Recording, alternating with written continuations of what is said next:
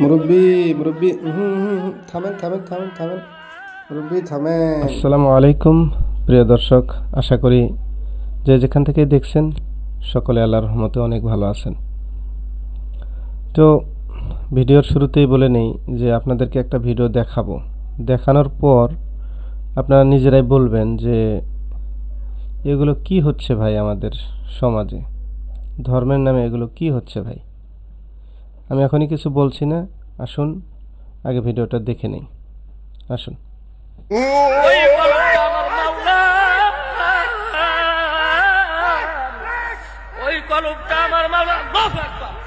ওই কলমটা আমার মাওলা, দেখেন ইল্লা আনতা সুবহানাকা ইন্নী কুনতু মুরব্বি মুরব্বি যা করলেন আপনি তা ভালোই করলেন। আল্লাহু হাজির। আস্তাগফিরুল্লাহ আস্তাগফিরুল্লাহ লা হাওলা ওয়ালা কুওয়াতা ইল্লা বিল্লাহ। তো আপনারা নিশ্চয়ই ভিডিওটি দেখলেন।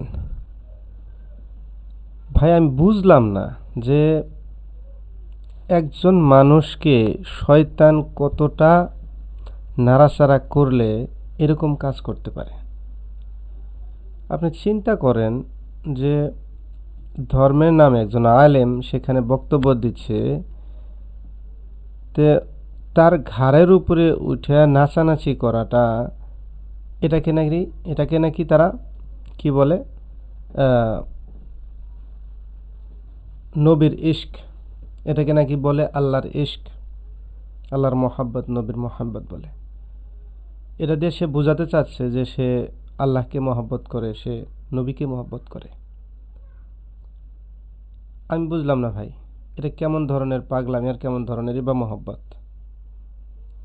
ধর্মকে পাগল পেয়েছে, একদম পাগল পেয়েছে, মনে যা ইচ্ছা নয় তাই করতেছে। কি করে একজন মানুষ এরকম, এত বয়স্ক একজন লোক, তারপরেও সে বক্তা আবার বলছে যে মুরব্বীকে কিছু বলিয়েন না, তাকে কিছু বলিয়েন না, সে নাকি ঠিক করছে। বক্তাই বাণী কিরকম, সে আলেম বাণী কিরকম, তার শ্রোতাই বাণী কিরকম, কি বলবো ভাই, আমার তো ভাষা নেই। আপনারা কমেন্টে জানান যে এই কাজটা যে করছে, যেই করলো, এখানে যে বক্তব্য দিল এবং যে মুরব্বী শ্রোতা দৌড়ে এসে তার ঘাড়ের উপরে ঝাঁপিয়ে পড়লো এবং সেখানে বান্দরের মতো লটকাইতে থাকলো, সেগুলো কি কোনো ধর্ম হয় ভাই? এগুলো দেখে তো অন্য ধর্মের লোকেরা হাসাহাসি করবে। এটা কি ঠিক?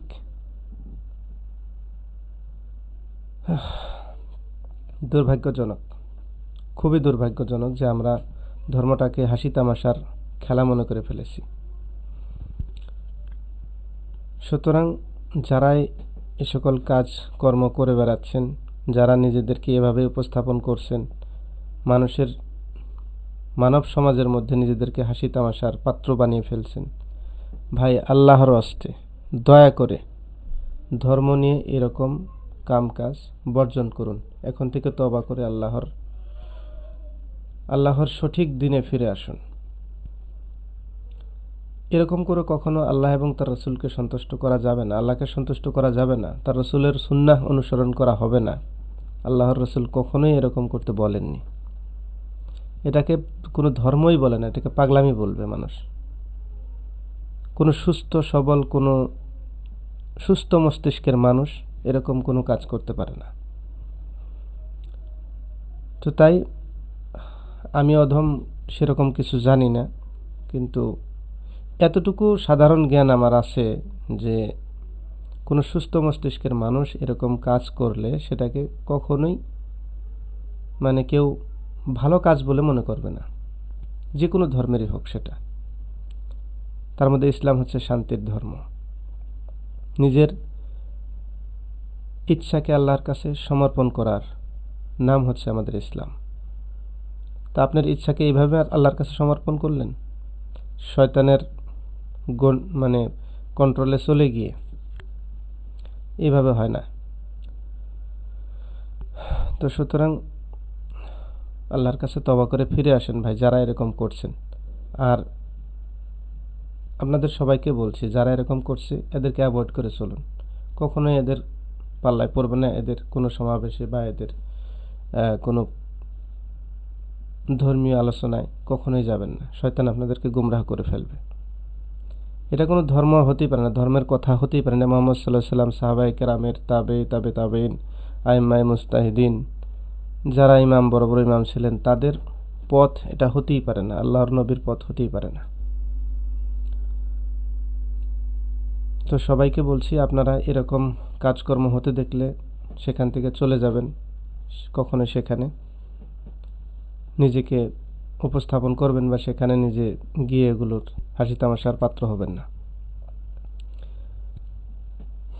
বেশি কিছু বলবো না, কারণ ভিডিওটা ফেসবুকে দেখার পর আমি এখন হাসবো না রাগ করব না কাঁদবো না আফসোস করবো, আমি কিছু বুঝতে পারিনি ভাই।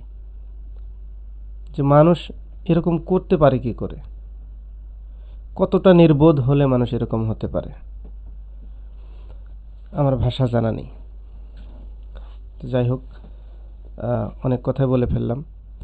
তো আমি তাদের সবাইকে, কাউকে ছোট করে কথা বলছি না, শুধু ভিডিওটা দেখে মনে খুব দুঃখ লেগেছিল, আঘাত লেগেছিল, তাই সেজন্যই এই ভিডিওটার উপরে একটু নিজের মন্তব্য তুলে ধরলাম। ভুল ত্রুটি হয়ে থাকলে অবশ্যই ক্ষমা দৃষ্টিতে দেখবেন।